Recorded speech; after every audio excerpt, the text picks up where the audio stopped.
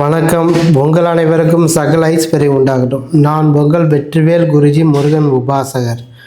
இன்றைக்கி இந்த வீடியோவில் நீங்கள் எதை பற்றி தெரிஞ்சுக்க போகிறீங்கன்னா, மனசுக்கு பிடிச்சவங்களை வசியம் பண்ணுறதை பற்றி தான் பார்க்க போகிறோம். மனசுக்கு பிடிச்சவங்க யாராக இருந்தாலும் கணவன் மனைவியும் செஞ்சுக்கலாம். இல்லை உங்களுக்கு விரும்பியவர் மனசுக்கு பிடிச்சி நீங்கள் ஆசைப்பட்றீங்க இல்லையா, அவங்கள வசியம் பண்ணிக்கலாம்.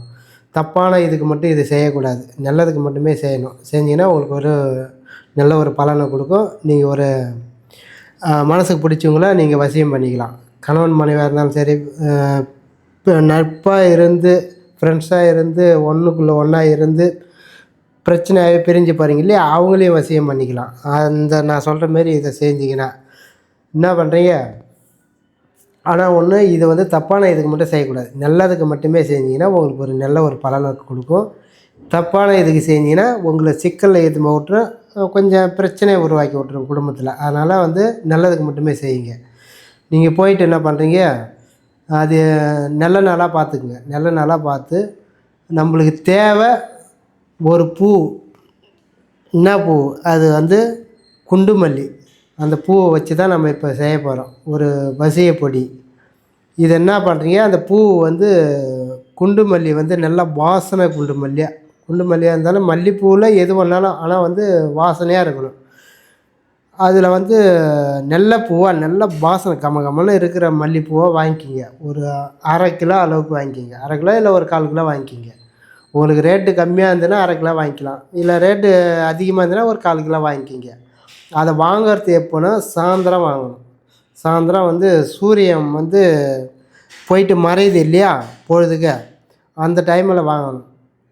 நீங்கள் அந்த டைமில் சூரிய அஸ்தமனம் ஆகும்போது போயிட்டு வெய்ய படக்கூடாது. ஆக மொத்தத்தில் அவங்க வாங்கியாந்து விற்கிறது வேறு, நீங்கள் பரிகாரத்துக்காக வாங்கிறதுனால வெயிலோட அந்த சூரியனோட ஒளி அதில் படக்கூடாது, பூ மேலே படக்கூடாது.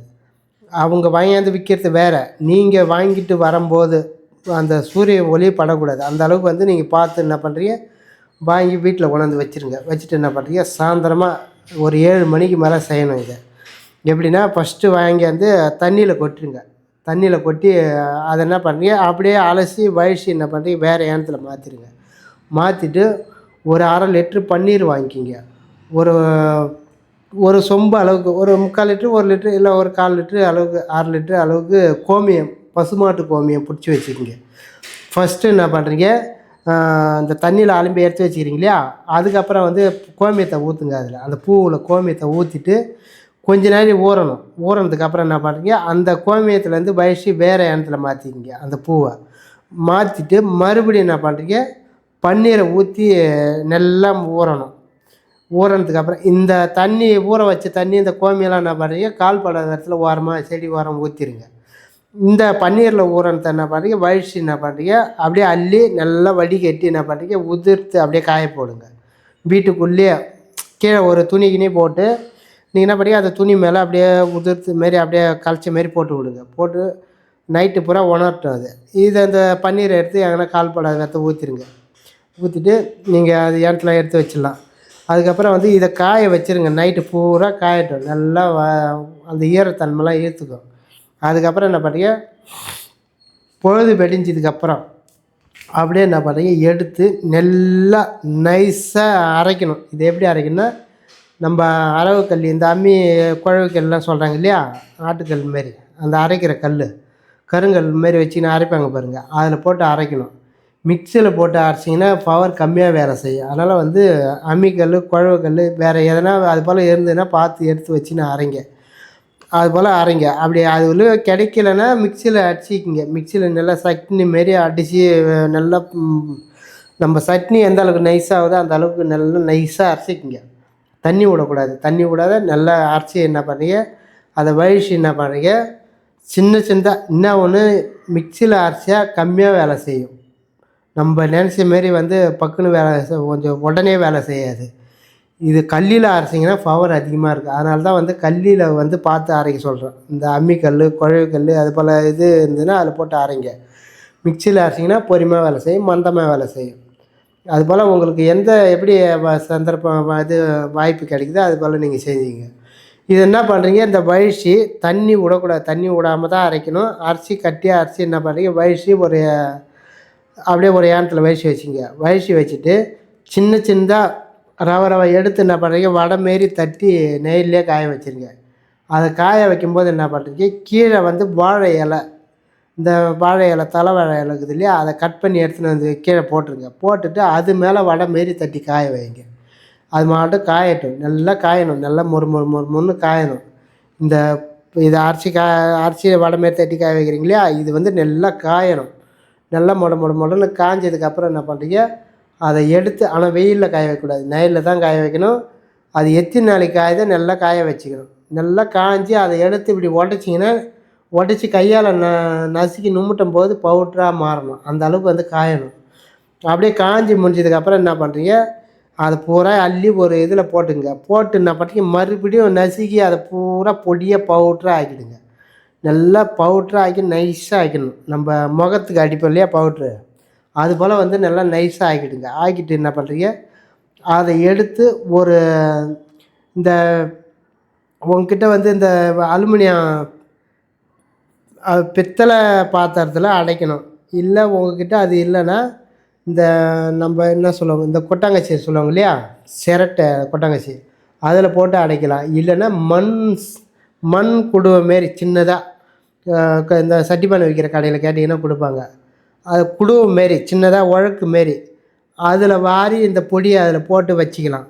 இல்லை அதுவும் கிடைக்கலன்னா இந்த ஜாடி, பீங்கான் ஜாடி இருக்குது, சின்ன சின்னதாக விற்பாங்க, அது போல் வாங்கியது கூட. ஆனால் அதில் மூடி போட்டு மூடுற மாரி இருக்கணும், ஓப்பனாக இருக்கக்கூடாது. அந்த பொடியை வாரி அதில் கொட்டினா மூடி போட்டு மூடுற மாரி இருக்கணும். அது போல் செட் பண்ணிங்க.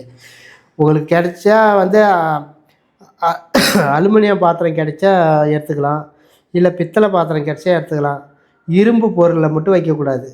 மண் யானை கிடைச்சா வச்சுக்கலாம், இல்லை வந்து பீங்கான் இதில் வச்சுக்கலாம். லாஸ்ட்டு இது வந்து கண்ணாடி பாட்டிலில் வச்சுக்கலாம். இது தான் அது லாஸ்ட்டு. என்ன ஒன்று, இரும்பு பாத்திரத்தில் வைக்கக்கூடாது, மீதி எல்லாத்துலேயும் வச்சுக்கலாம். இது என்ன பண்ணுறீங்க, அள்ளி ஒரு அந்த இதில் போட்டுருங்க. போட்டுட்டு பூச்சி ரூமில் எடுத்து வச்சுருங்க.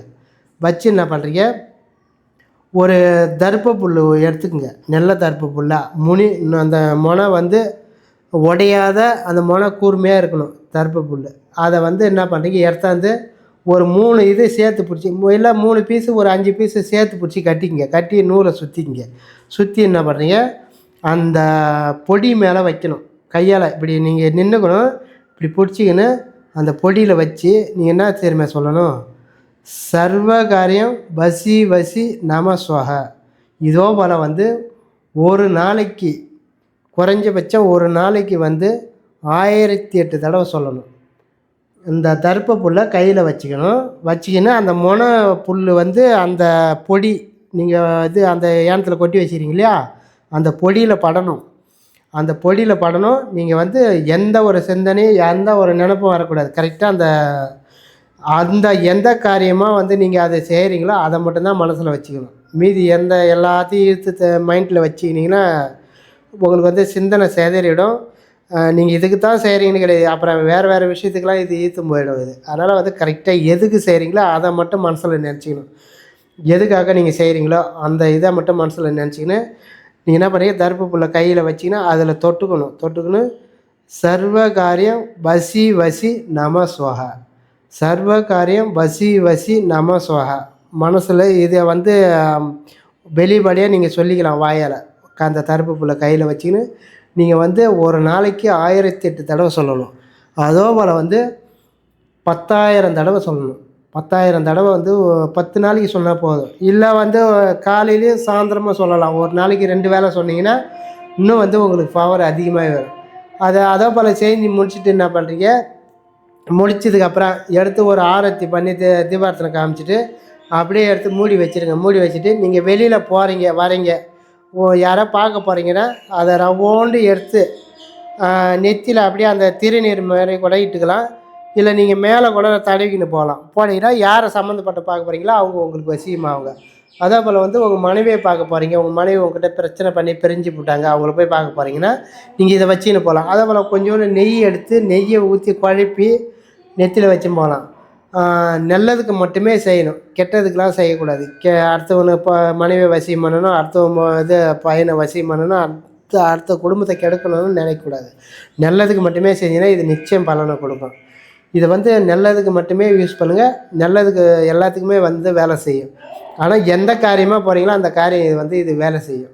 ஆனால் இந்த பூ வந்து வாங்கியாந்து பதப்படுத்தி நீங்கள் வந்து நைட்டில் வந்து இதை வந்து பதப்படுத்தி வைக்கணும். வச்சிங்கன்னா உங்களுக்கு நல்ல ஒரு பலனை கொடுக்கும். நான் சொன்னபடி செஞ்சு உங்களுடைய வாழ்க்கையில் வளம் பெற்று நலம் பாருங்கள். நன்றி, வணக்கம்.